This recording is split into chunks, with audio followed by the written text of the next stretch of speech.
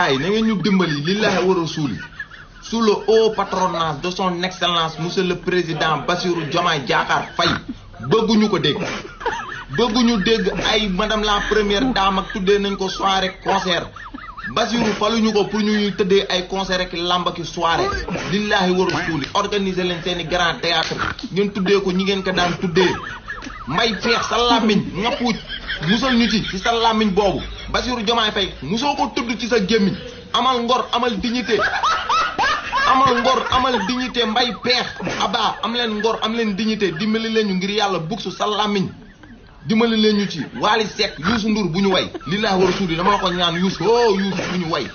Youssou bu ñu way Youssou ngir yàlla bàyyi leen ñu rek ñu gérer suñu Sénégal dañoo fal ñu ay ministre ak i député ak i maire ak i dirigeant yu ñuy jënd ay di leen jox xaalis faluñu ñooñu Pastef amul xaalis Pastef ñoo leen